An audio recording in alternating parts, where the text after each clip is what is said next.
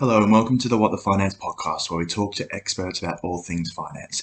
If you get value out of this episode, please subscribe so you don't miss out on any in the future. I hope you enjoy.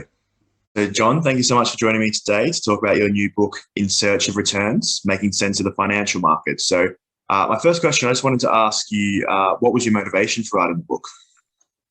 Yeah, great question, Anthony. I suppose it comes from kind of walking around listening to podcasts, which I'm sure lots of us have been doing over the last year, 15 months, whatever it's been at this stage. And I happened to listen to a secondary school teacher in the UK, a guy called James Renshaw, who teaches ancient Greek and ancient Roman history for a living. Fantastic way of spending your time, I'm sure. In any case, he's written a couple of books, one called In Search of the Greeks, and one called In Search of the Romans. And his motivation really was to say to people, look, this is a very interesting area.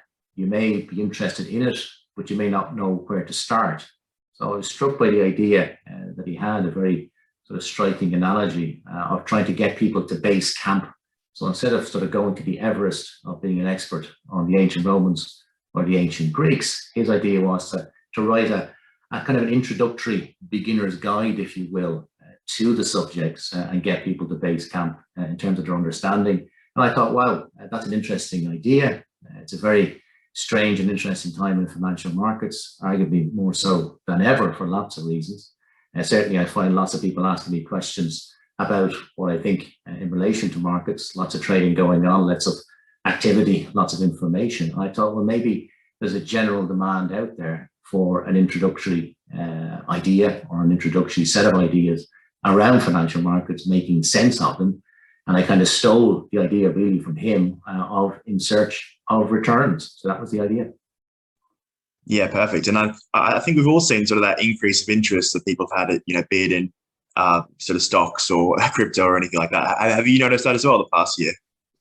Absolutely. I think there has been growing interest, Anthony, but I think it's probably something that's been happening for a number of years. So if you sort of step back a little bit and think about where interest rates have been going, which is generally down and down and down, where the risk-free return more generally in terms of the bond markets has been going, which is down and down and down.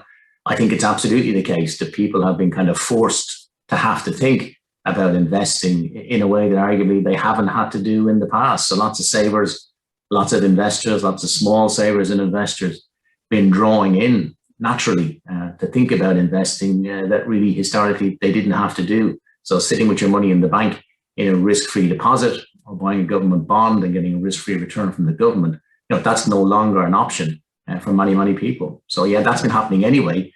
But with lockdown, with the pandemic, with the gyrations in markets, with the technology that's out there now that's allowing huge accessibility that wasn't necessarily there in the past. And of course, the cheapness of it, costs have come down hugely as well. So for all those reasons, I think we're seeing a boom in interest in financial markets more generally.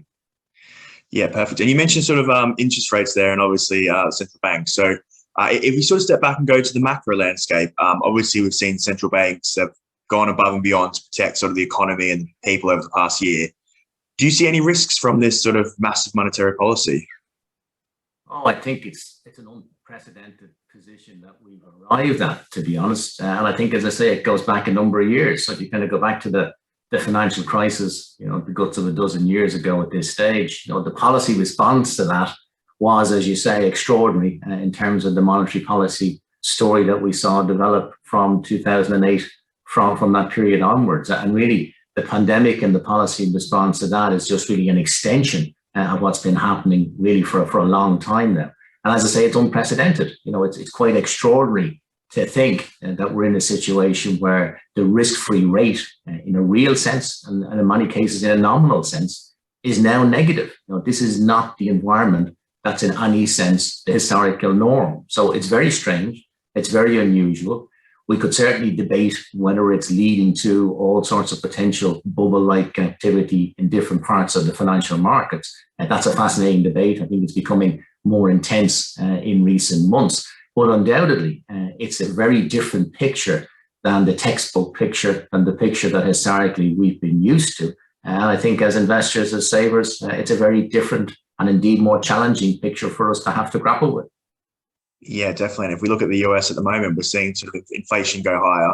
The Fed's not very, they don't, I think they mentioned tapering yesterday, but it's the first time they've mentioned it sort of in the past year. So it is getting to that crazy time where, even the mention of tapering can affect the markets. And I think we've seen that. Oh, I think so. And again, just in terms of trying to kind of get a framework for people to think about these issues. Again, you ask about the motivation for the book. That's really a big part of it. So for me, I think there's lots of issues now that people are having to think about that previously they didn't, and they really need some sort of context, some sort of framework to think about those sorts of issues. So whether that's the Fed and where it fits in, whether it's monetary policy and where it fits in, whether it's the risk-free rate and what it offers versus riskier alternatives. I think all of that really is the sort of material that I was hoping to pull together in hopefully an easy to use, easy to understand book in relation to In Search of Returns. Yeah, perfect. And one thing you do mention in the book is sort of the no returns without risk. So I know it's a very complex subject, but how can someone sort of hunt for those returns while limiting their risk, especially with the volatility we're seeing at the moment? Well, again, it's a great debate as to what is risk. There's obviously a lot of academic ideas that try and define it. There's lots of ways in which people build very elaborate models to try and measure it. I very much lean towards the simple idea, the old Warren Buffett idea that, risk is the risk of losing money. So I think, you come from that position, you define it in that simple but important way, and you take it from there. And the second thing you do is you accept that certainly today, if not always the case in a general sense, that if you want to have a better expected outcome, a better expected return for your decisions in financial markets, you are taking risk on board in having to do that. How do you limit it? Well, again, it's a simple idea, an old idea, but a crucial idea. Diversification is certainly part of that debate. So again, as to how you implement that will depend on your individual circumstances, your attitude to volatility, your attitude to time. Lots of things come into play, but fundamentally, all of those debates will center around having some sort of a diversified exposure to what are fundamentally unknowable future events. Yeah, definitely. And I saw a quote that I found quite interesting. It was like, "Do not confuse security with certainty," which I found quite interesting. And he sort of also talked about the tailgating strategy, which was a really interesting way to look at it. Where I don't know if you want to explain that a bit more. Yeah, no, I think that's a really good analogy. And again, I think John Kay was the one, the great former Financial Times columnist who had great time for, kind of came up with the tailgating idea some years ago in a different context. I just thought it fitted well to the context in the book, where I'm basically saying that, we can often arrive at situations where, for reasons of a Fed comment or an inflation figure or, any kind of macro piece of data or company piece of data can bring about a sharp move in a market price that we're interested in. But generally, if you sort of think a little bit deeper than that, that's generally the straw that breaks the camel's back. And I think Kay's analogy of the tailgating, he talks about having a house in France and driving on the motorways in France and being amazed over the years to see lots of French drivers in particular, without being sort of generally, commenting on nationality, but their tendency to sort of drive very close to the driver in front and drive very fast in relation to doing that. And very regularly, he would see mass pileups on the motorway. And in the end, the report would come through. Well, the mass pileup was caused by, a tire that blew out or a problem with the engine or the mobile phone ringing in the car or whatever. There would always be some proximate reason for the car crash, for the pileup. But in truth, the reason for the pileup is the tailgating. They're just running too close to each other. So if you're running a system, running a car, running an investment strategy, running a portfolio, running a position in markets that is tending towards a particular risk, it can be the case that it doesn't take an awful lot, as I say, the old straw that breaks the camel's back, to tip you over into a fairly catastrophic outcome. And I think what we need to understand is, it's not necessarily the straw that's caused that problem. It's not necessarily the engine failure that's caused the crash. It's the way that we've exposed ourselves in the prior period. So again, in terms of trying to have a framework to think about investing, I think it's a useful way to do that.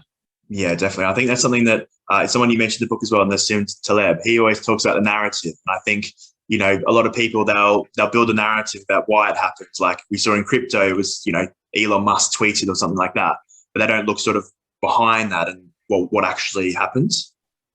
Yeah, I think, again, Taleb is someone that we can learn huge amounts from. And I think the way he looks at the world has actually been, arguably revolutionary. I know Daniel Kahneman, the Nobel Prize winning psychologist, won his Nobel Prize for economics, would certainly credit Taleb with having changed his thinking. So Taleb's ideas around the black swan event, which again, I think you're referencing in terms of narrative, one of the things Taleb talks about in terms of the black swan is that, it's completely unpredictable. It's massively consequential. But then the third point is your point. We will always build some sort of narrative in hindsight to explain it. So, yesterday, the Bitcoin market, an extraordinary day among extraordinary days. And again, today, full of narratives explaining what people think happened yesterday. Nobody this time yesterday, yesterday morning, was in any sense expecting what happened. Arguably for lots of people, it was massively consequential. And arguably today, we've got lots of hindsight narratives explaining it. So I think it makes Taleb's point quite well in relation to Bitcoin yesterday, for sure. Yeah, definitely. And it's something that he also, and obviously he's a chapter in the book and is quite prevalent. So, and one thing he mentions is, I'm not sure if it's him or maybe someone else, but you cannot predict, just because you can't predict doesn't mean you cannot benefit from unpredictability. And I think that's one thing that obviously I think he made his money off. He's sort of helps people as well, sort of make money off the unpredictable. Can you talk a bit more about that as well? And maybe he has a few other lessons that you mentioned. Can you talk about those? Yeah, for sure. One of the things that has struck me over the years reading Taleb and reading the value investors, so reading Buffett in particular, is the way in which so many of Taleb's ideas resonate so strongly with their ideas. So I'm not suggesting for a minute that Buffett or Taleb would naturally see each other in the ideas of the other. But certainly when you read both of them, what's very striking is a similarity. And what do I mean? Well, particularly if you look at Buffett's investing career, pick out 4 or 5 examples. In a sense, he has been positioned to benefit from unpredictability. He's been benefiting from uncertainty. So while Taleb tells us that the future is unknowable and we can't predict, and we should try and position ourselves in a fashion that he calls anti-fragile to benefit from the unpredictable, Buffett doesn't use that language, but Buffett actually gets on in real life and implements it.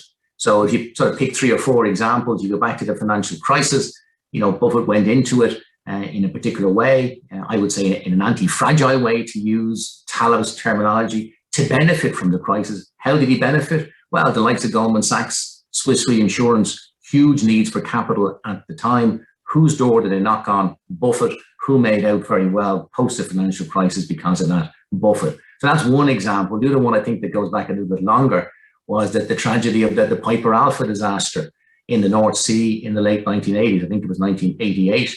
Again, a huge crisis in the Lloyd's insurance market. And ultimately, who did the Lloyd's insurance market knock on the door of to bail them out, to bring an end to their particular financial difficulties? Only Buffett. So again, Buffett was not in any sense predicting the Piper Alpha disaster, but he was positioned to benefit from it. And I think the final example I'll leave you with, Anthony, was the other horrendous natural disaster or disaster, which was Hurricane Katrina. So again, an enormous tragedy in New Orleans, 2005, caused huge devastation and huge financial fallout.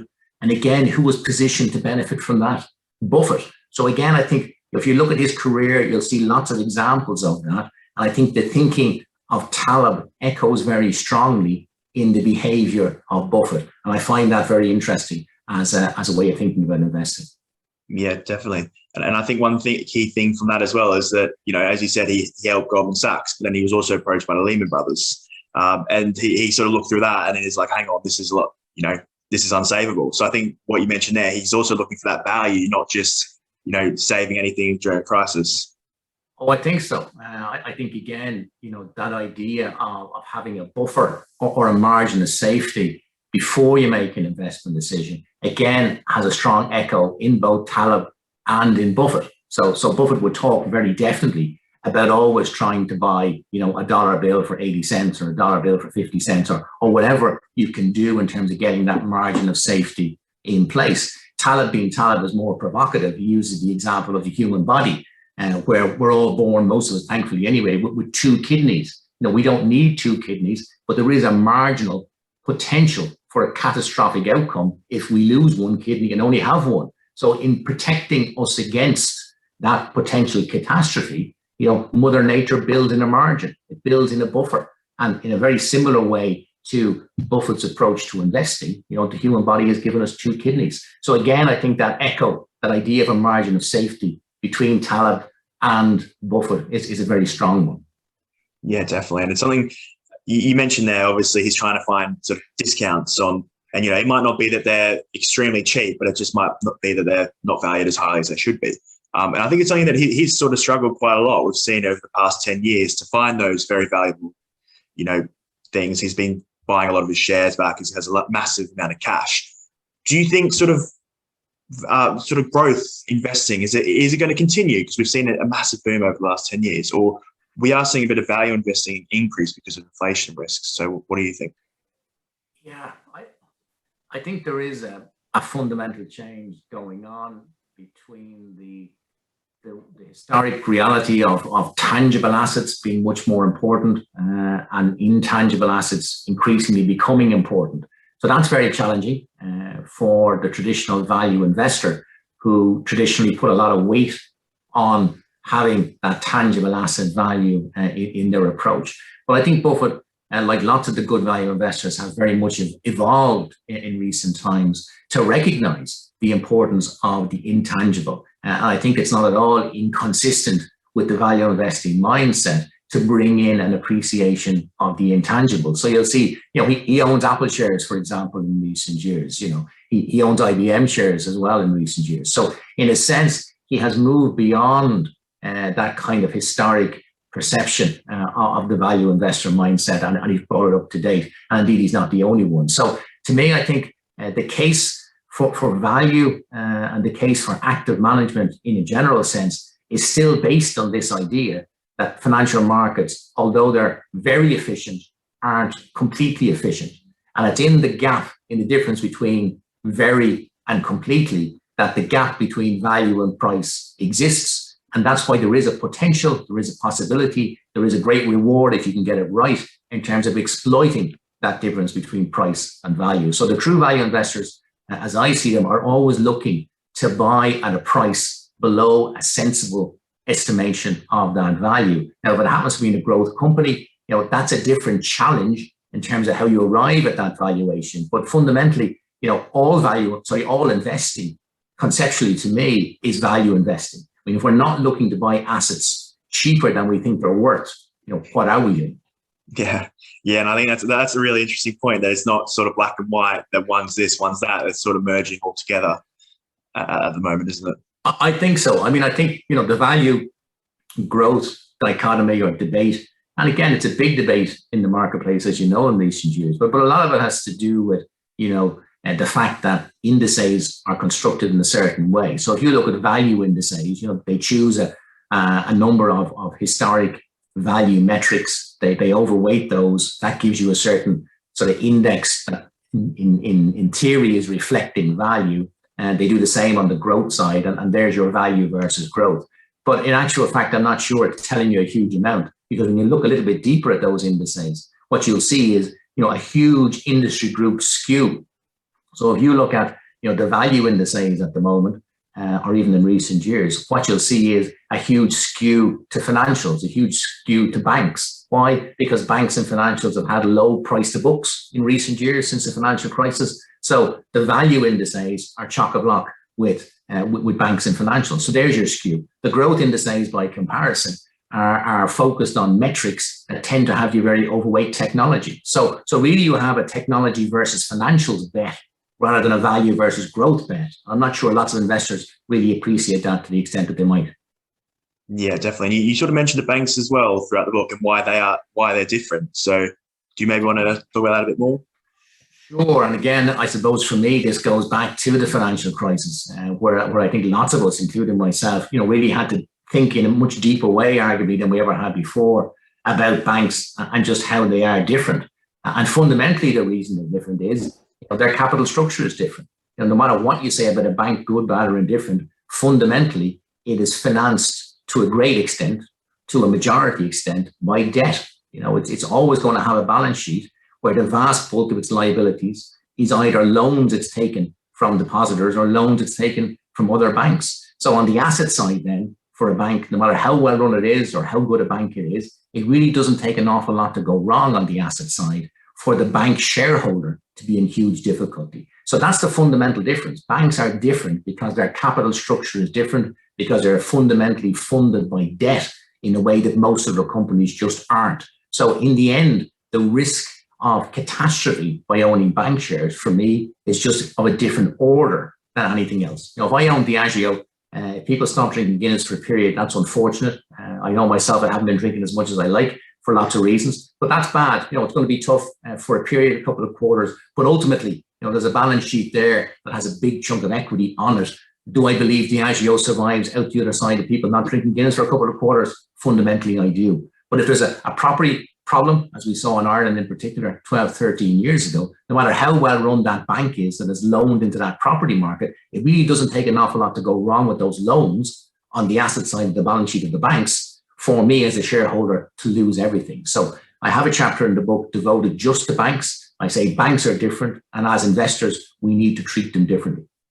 Yeah, definitely. I think we have seen them change a little bit, obviously, in the US since the financial crisis. But you'd say in Europe as well, they are extremely highly leveraged, a lot of the banks, just because they have such low returns.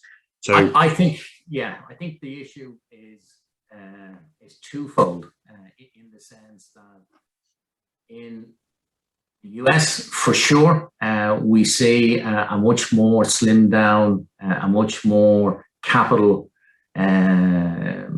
carrying banking system than we had. But the first point I'd make to you, Anthony, is that it's still the case that even though they've got lots more capital, they still have the potential, I believe, to suffer if anything goes particularly badly for them on their asset side. So I think that's the first point. My second point then, I suppose, it relates more to Europe, where, with the best will in the world, we're still at a developing stage in terms of having a single banking market, a single market for lots of things in the financial area, as we know. And I think as a result, you still have a real sense of fragmentation in the marketplace for banking services in Europe. I think there's lots of problems connected with that lead to exactly what you've said. Low returns being the reality for now, and indeed for the long period as we look forward for lots of banks in Europe. So it's tough for banks in Europe, leaving aside the technology question, which is another debate that's worth thinking about in relation to banks. But in terms of the fragmentation of the market and the difficulty in dealing with that because of the politics in particular, that's not going away anytime soon, I think. So would you say it might become more efficient if it were to be a sort of a one, obviously the markets would be a lot more easier to go across? I think so. I think undoubtedly. And we have the example of the US. So in a sense, if you want to look at how a cohesive single banking and financial market works on a continent-wide basis, you don't have to look at it in theory. You can look at it in practice, and the practice is the US. And I think the EU, or certainly the Eurozone, let's think of it in that sense, it has its common currency, but what it hasn't got yet, and yet is the interesting word here, will we ever get there? What it hasn't got yet are all the other building blocks of a common economic and monetary zone. So we haven't got the common fiscal policy. We haven't yet got, a common banking structure. We haven't even got common depositor insurance, although we've made some small steps along that particular direction. The pandemic, maybe has moved things along a little bit. For the first time ever, we have now an instrument, a common Eurozone or EU issued bond, which has taken us an awful long time to get there. So it's a start. But I think in terms of the journey to where we need to get to, to make the Eurozone, to make the EU more generally, a deep and broad financial competitor to the US, which I think should be the ambition of Europe. We're not there yet, and we're a good distance to go. Yeah, and I guess the main concern would be from sort of countries like Italy and Greece that it sort of be a winner take all, where a lot of the business would go to potentially Germany and the Netherlands and France. Well, it depends. Again, I think we could think about how all that would play out in a scenario where on the other side of that equation, you may well have some decent fiscal transfers, moving from the center to the periphery. I think that's something. I think if you think longer term about the possibility of a sort of a multipolar currency world. So let's say we're moving to a world ultimately where the US dollar is no longer the kind of sole global reserve currency, which it's really been in recent decades. If we're moving away from that, and certainly China would like to move us, I think, away from that for lots of reasons, I think the EU and the euro has to have a view on that. And if the euro is going to be, a store of value, a reserve currency at a global level, it's going to have, I think, ultimately the kind of banking and financial infrastructure that will support that. One of the tragedies for Brexit, or of Brexit for me, and I think there's lots of them that we could talk about at length, but one of them is that, London is the natural financial capital of the EU. And ultimately, for me, in a different political path, the UK could have taken the lead in being the center point of that EU power as we build towards being a competitive currency to the dollar and indeed the Chinese and whatever they do in the future. And I think, the loss of London and the loss of the UK from that project certainly is to me, it's a tragedy. Yeah. Yeah, definitely. It may make it easy though, potentially for them, because I guess London might be concerned about that occurring. So it might mean that it's easier to. It may do, but even if it happens, I think it'll be weaker than it could have been. Because I think ultimately you're right. I think decision making within the EU without the UK probably will be easier. But do I think there's a loss from not having the UK at the table as part of those decisions? Yes. But I also believe that the weight, economic, financial, and knowledge that the UK brings to the EU is a loss. Absolutely. Yeah, definitely. So I guess we'll link back to the book, and this is I enjoy that conversation, but we'll go back to a quote where it's Festina Lente, and it might link to the Roman influence of you writing your own book, or which means make haste slowly. So, yes. Why do you recommend such a strategy, and sort of how can someone do this? Well, again, I think it's contrasting it with what lots and lots of other people will be doing, as I say, by contrast. So, if you think of the marketplace of lots and lots of people trying to do better than each other in terms of trying to beat the market and beat the competition to benefit from what the market offers. I think what we do know today is that lots and lots of people are trading more. They have information at their fingertips. They can do it cheaper. So there's a great sense of activity from the marketplace in an increasing fashion. So if that's the generality, I think the advice I would give is, well, what if you stand back from that? What if you're not part of that crowd? Is there a benefit in hastening slowly? Is there a benefit in really only getting involved when you have a very strong conviction to get involved? And I think there is. The way I put it in the book is that doing nothing, which is a difficult thing in markets, is a difficult thing in life, doing nothing preserves and protects the option to do something. So I think that's the beauty of it. So I think I use the analogy of the sliding doors movie of Gwyneth Paltrow, standing in the tube station where the camera stops, the frame stops, and does she get on the tube, does she not? Well, the movie is about the different life she lives by getting on the tube or not getting on the tube. As investors, we're standing at the tube station. And the beauty of it is we don't have to jump on or not jump on by any timetable. We can wait there for as long as we like. And I think that is a beauty of being an investor. So again, back to Buffett, he talks about it in a baseball context of waiting for the fat pitch. So again, you're standing there as the baseball batter. The bowls, I'm not even sure they're called bowls in baseball, whatever they're called, cricket, they're bowls. The ball being thrown at you in any case. You don't have to swing. You don't have to swing. You don't have to swing. You only swing when you have a fat pitch potential, when you really believe you're going to hit it and hit it hard. So again, if you're approaching your investment decision-making with that mindset, I think compared to the frenzy of the trading community, that's where your advantage is. And I think, again, over time, if you do that and have that thought process, it gives you an edge, which in the end is what you're looking for. Yeah, awesome. And I think a quote from the book is frenzied activity is a very costly distraction. It's something you mentioned. And how would you recommend someone go about it? Because, you know, I struggle with that all the time, where you're watching the markets and you always want to be in. What's your advice? It's hugely difficult. It's hugely difficult. And again, I think there's a study in the book that I refer to called the dumb money effect, whereby, you know, so many of us, and this isn't a sort of a criticism, it's just human nature. So many of us, you know, will tend to get pulled in to selling, you know, at the lows, buying at the highs, because emotion drives us that way. And there's a very deep-rooted reason for that. You know, we are fundamentally risk averse for lots and lots of very good reasons. What does that mean in practice? Well, what it means in practice is every time, you know, we look at the screen, our portfolio goes green, we feel a little bit good. But if it goes red, the way we feel bad is more than the equivalent. So it could be 3-1, 5-1, 2-1, it doesn't matter. But the effect is definitely the case. The negative hits us harder than the equivalent positive. What that means is if we're looking at the screen all the time, where most of what we're seeing is random, red, green, 50-50 over short time increments, physiologically, emotionally, we're getting drained by that. Why? Because the hit is greater than the gain.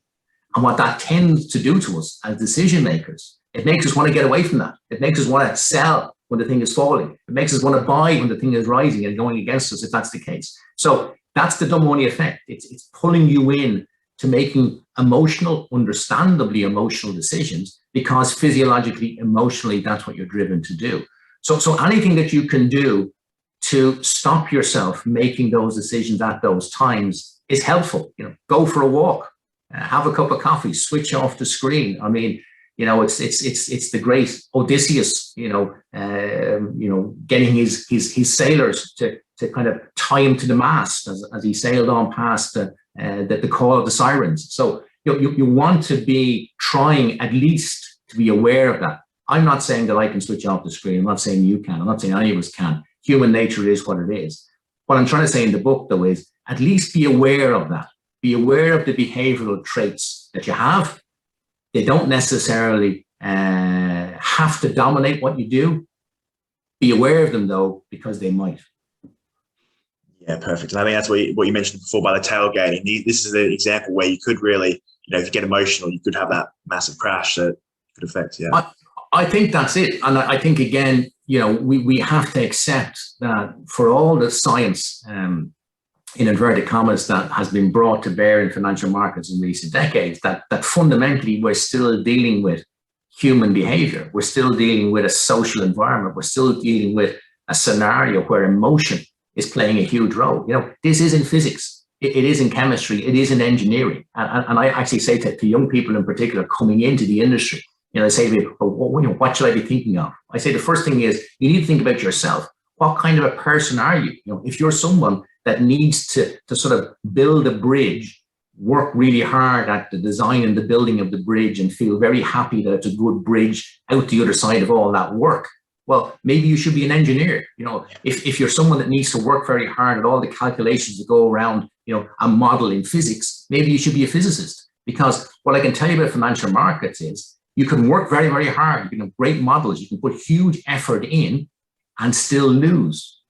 Equally, you can be very, very lucky, do very little and win. Now, emotionally, that's a very different thing than the physicist, the engineer, or the chemist. Why does it happen? Because we're dealing with a social environment, not a physical one. I think that's a fundamentally different place emotionally to work. So as I say, when I say to those young people, you know, you need to decide yourself what kind of a personality you have.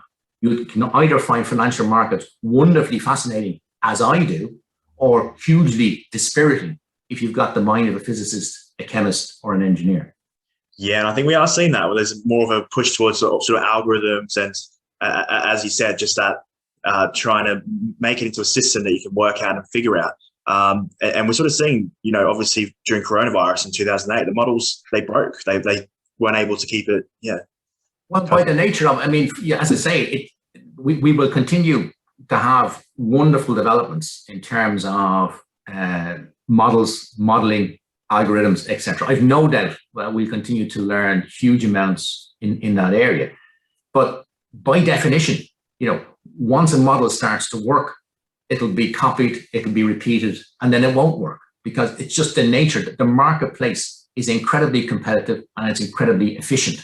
So if there was an algorithm that was guaranteed to make money, it wouldn't last, because somebody else would create one to go the other way or to overdo it. So I think we have to again accept that the best we can do is have a sensible framework, a sensible context for thinking about these issues, not to dismiss them. Are there models that are interesting? Absolutely. Are there people coming into the market today with huge talents in relation to modeling that we can benefit from? Absolutely. So we should welcome all that. But what we shouldn't do is believe there's some sort of a magic, some sort of a silver bullet cure that always and everywhere will make us money in the markets. That just simply doesn't exist.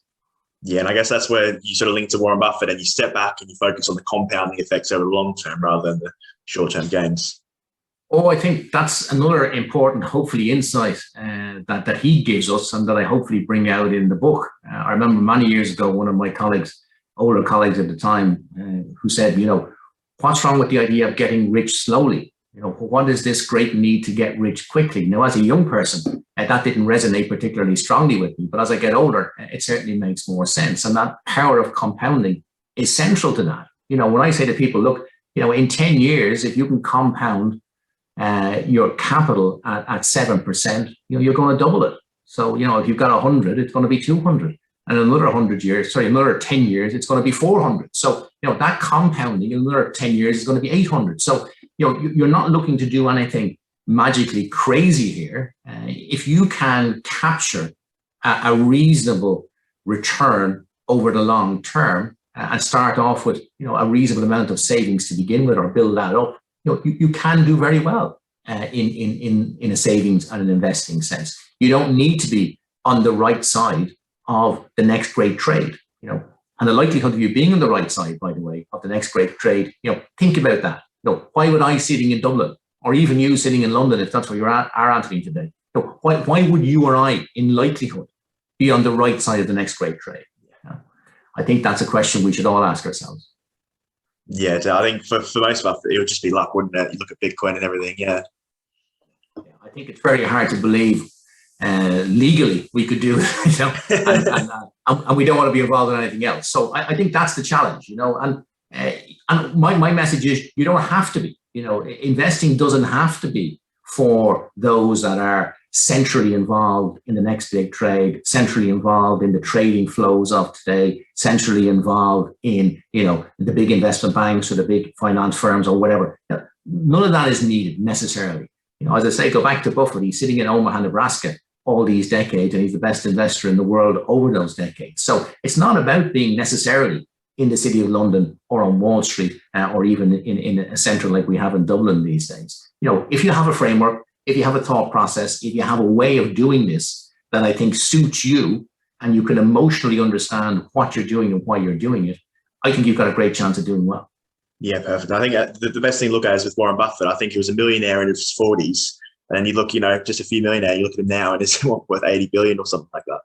Yeah, now he's had some big wins and arguably it's been a fantastically good environment for an investor over the decades he's been investing in. But, he didn't know that setting out and arguably, we can't criticize him for the environment. He couldn't choose it. He just happened to benefit from it. So, he's very humble about that. I mean, he will say himself, had he been born in a different country in a different time, it would have been a very different outcome. He talks about something called the ovarian lottery, the idea that we happen to be born in a certain family circumstance, a certain country at a certain time. These things are pure random luck. And he certainly understands himself that he's been a big beneficiary of that, as indeed you and I have. So, all of that is true. So again, to use the cliche in terms of controlling the controllables, we can't control any of that. What we can control how we make decisions facing uncertainty. And fundamentally, when you're investing, that's what you're doing.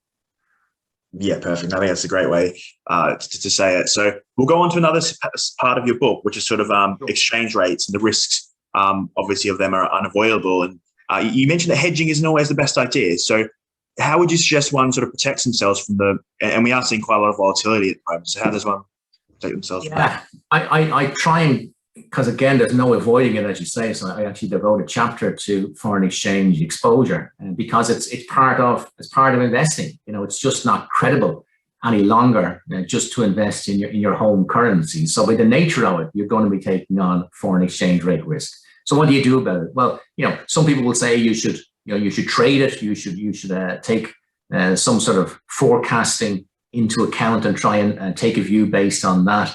And I talk a little bit about various ways in which people say they can do that. As you can probably get from my tone of voice, I'm hugely skeptical about the capacity of anybody to successfully, sustainably forecast foreign exchange rates. So I don't believe in that. So that being the case, and what do you do? Well, hedging is the obvious way, therefore, for people to say, well, I just hedge it, and I think that's okay for some people. And if they really feel they can't expose themselves to the risk of foreign exchange rate movement, maybe it's the right answer. But there's a couple of caveats to that. Firstly, it's generally expensive.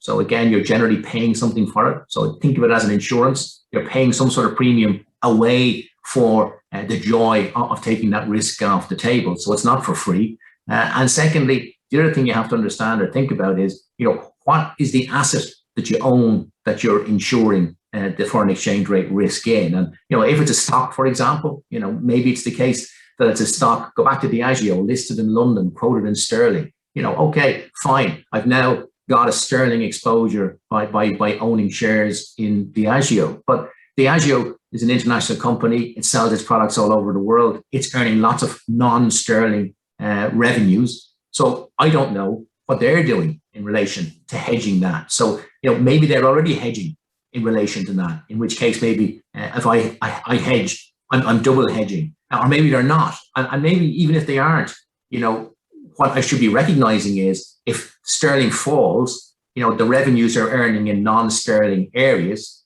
are rising in sterling terms. So the chances are the stock price will be compensating me for the fall in the currency. And we saw that quite a lot in the aftermath of the Brexit vote. Sterling fell a lot, but lots of export-oriented UK-listed companies, the share prices rose a lot. So it didn't really matter to the non-sterling investor in total return terms because they were compensated by the share price rise. So hedging doesn't necessarily offer the answer either for those two reasons. So my answer generally is, for most people, most of the time, I think you just accept the risk. And it's back to the diversification issue again. So if you've got a portfolio that's sufficiently diversified in terms of foreign exchange exposure, over time, generally, that can be okay.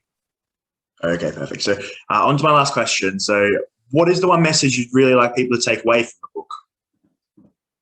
I think the one message that I'd really like people to take away from it is, before they dip their toe in this area of financial markets, investing, getting involved, even though it's very attractive and it's cheaper, before they do that, just like before they would do anything significant in their lives, take some time out to take some education, take some time out to think about it, take some time out to ask yourselves some serious questions about why you're doing it. Before you buy a car, you're going to have a think about why you're buying the car, what kind of car, what are you trying to get from the car. You may well ask people who know about cars to give you a sense of what you're doing before you buy the car. So I think that the danger here for me is lots of people at the moment, lots of younger people, in fact, because they're so accustomed to technology, are inclined to get dragged into this scenario, arguably dragged in a way that's also levered, which we didn't talk about today, but it's hugely important, and arguably pulled in a way that's potentially very risky. So before they do that, I think they should take a step back. I think they should buy a book like mine, read about it, have a framework for thinking about it, and then proceed. Yeah, perfect. It's actually similar to a message that one of my past guests said, that you need to really have 10,000 hours of knowledge. And, obviously you don't need that to start with, but to really get to the point. And that's just a starting point. From there, you sort of need to continue to learn and to continue to grow. That's the fun. Look, I will also say, just as we wrap up, for those who are interested in this area, as I can say myself for decades, it's endlessly fascinating. It's endlessly challenging. if this is an area you're interested in, you will have an absolutely wonderful time charting your way forward in terms of trying to meet the challenge. So, it's not, as I say, engineering, it's not physics, it's not chemistry, but to me, it's much more interesting than any of those endeavors. Okay, perfect. So thank you so much for joining me today, John. If someone wanted to get your book, where would be the best place for that? It's on Amazon. That might be easiest for people. I think it's available certainly on Amazon or wherever they buy their books more generally. It's available. So In Search of Returns, Making Sense of Financial Markets, they put that into Google and they should be able to get it okay. All right, perfect. John, thank you very much for joining me today. Thank you, Anthony. Take care. You too.